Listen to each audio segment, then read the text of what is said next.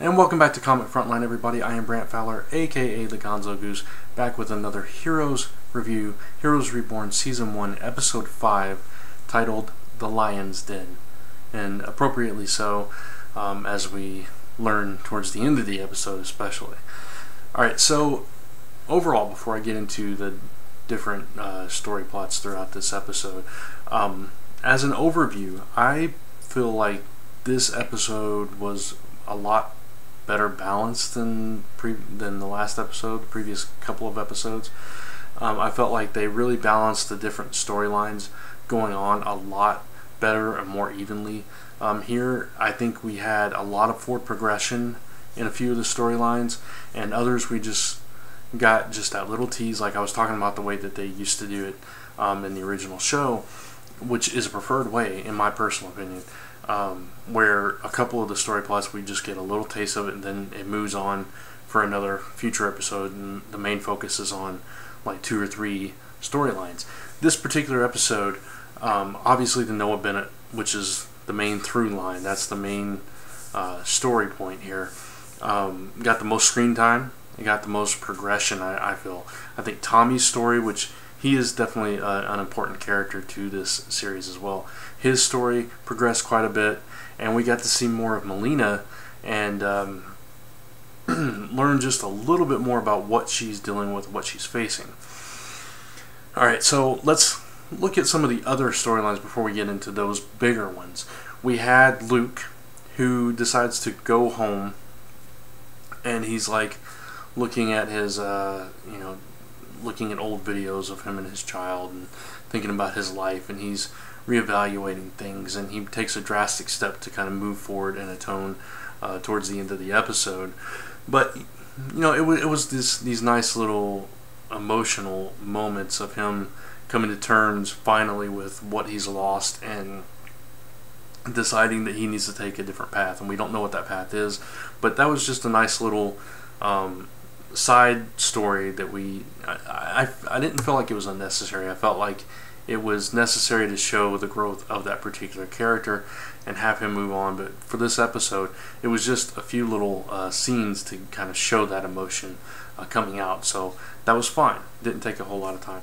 Carlos' story is still the most boring story point in this show, I think. He goes to the police station, and accuses that guy Deering, I think is his name, of basically knowing what happened to his nephew and the priest. And then they find out, they get those Eclipse classes, and they find out that Deering is an Evo. So then he gets in his full garb, and he's like attacking the detectives and all that stuff, and it takes it down this cheesy route that doesn't fit into the rest of the Heroes universe, in my personal opinion. He's not even an Evo, he's just this guy with this powered suit, and he's like Robocopping it up, and it just, I don't know, it just does not fit here at all. I don't like that particular storyline at all, but luckily we didn't get much of it either. It was just a small little thing. And then we had Miko and Rin. I keep forgetting their names. They were tracking down the sword, and they kind of crossed paths with Noah Bennett a little bit, but they didn't really interact with him. But they were there at the same place, and they tracked down the sword. And I'll leave it up in the air whether she recovers the sword or not. But their story was just a very short little thing too, just to give you a taste. And then we know that that's going to continue down the road, because she's got to get back into the video game, because that's where her father is, so we're going to follow that later on. So it was fine, we just got that little tidbit. So those are your tidbits, and then we get into the meatier story. We have Tommy, who finds out that, minor spoiler alert, so I'll give you a second. Tommy finds out he is adopted. He doesn't know what his real name is. He goes to visit his mother, and she says the name Nathan. So is he a Petrelli? Is he tied to the Petrellis? That would make sense, because he seems to be a central character to Heroes Reborn, and the Petrelli family has always been at the center of Heroes. Claire was secretly a Petrelli, Nathan and Peter, there for a while. Siler was a Petrelli for like 2 episodes. So So they've always been at the center of Heroes and the Heroes universe, so it would make sense if he's somehow tied to that family, but we don't know. All we know is we don't know what his real name is. This guy that's been following him knows his mother and has been following him for a year, and he's supposed to save the world, but now he's on the run, so we don't know what's going to happen with Tommy, or how he fits into all of this. But it was interesting, that progression, and learning more about that, and learning that he is tied, as many probably suspected, that he is kind of tied to that larger Heroes universe and the Petrellis themselves. So we'll just have to see.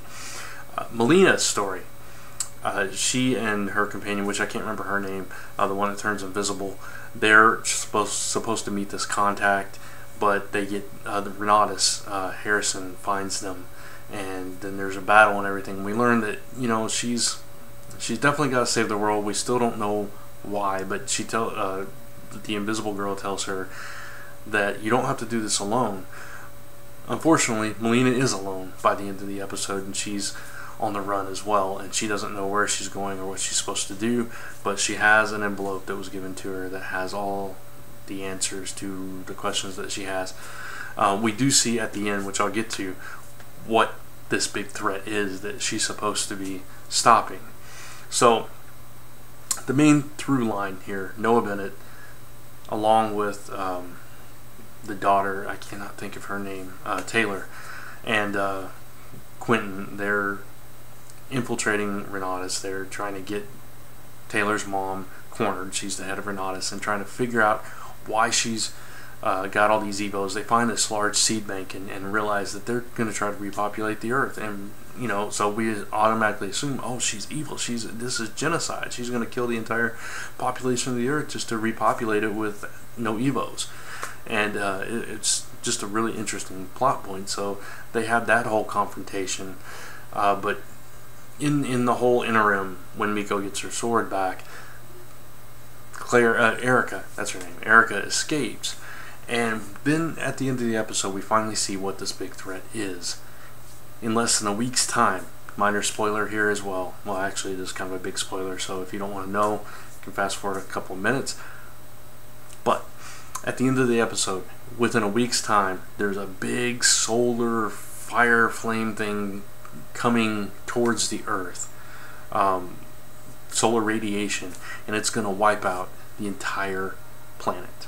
And they showed this projection of fire just flowing through the whole planet, and this is what we assume that Melina has been trying to hold back this whole time. She's been pushing it back, and now of course she's not. It's getting too close, and now she's on the run. So this is actually what Erica's been trying to repopulate for. They've been sending the seeds off somewhere. We don't know what exactly they're doing with them, but that's her whole purpose. She's trying to repopulate the Earth because it's about to be destroyed, and only the Evos can save it. But right now, none of them are working together. They're all apart, and I wonder, because Luke has these fire-based powers, if he's going to be tied into all this, if maybe he's the key and he just didn't know it. We don't know, but I felt like this was a very interesting episode. I think it was the best episode so far. I think it really showed a lot of progression in all the important key elements of this story so far. We got some answers, we got more questions, which is what Heroes has always been good at, about giving a good balance of both. They answer some things, then make you ask a lot more, and it keeps you guessing and keeps you wanting to know more. It's that mystery aspect and trying to piece it all together, and I feel like they did that here. So I think this was the best episode of the season so far, and I'm going to give this one a 4 out of 5 actually.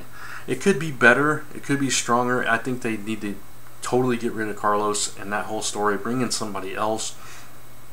We could have seen just like more of Miko and Ren and their story instead of Carlos and that whole thing, or we could have had a more interesting character in that place. I just don't find that particular story interesting. But 4 out of 5 for the best episode of the season so far for Heroes Reborn, Season 1, Episode 5, The Lion's Den. So that's my review for Heroes Reborn this week. Hope you guys enjoyed it. Leave a comment below. Let me know what you thought of the episode, and if this is the best episode for you so far, and what you're looking forward to, what you think is going to happen, how these heroes are going to come together and everything. And of course, check out all the other content here on Comic Frontline. We're doing Marvel #1s, Batman and Robin Eternal, all kinds of new #1 stuff, all kinds of other content. Media Madness is going on tonight, various other content on the channel. Check out comicfrontline.com for more, and if you want to check out my stuff, you can check out lastemberpress.com and zone4podcast.com. New episode of Zone 4 will actually be tomorrow. It was supposed to be today, had to be postponed, so tomorrow, and hit points over the weekend. So check all that out, and until next time, thanks for watching. I'll see you in the next video.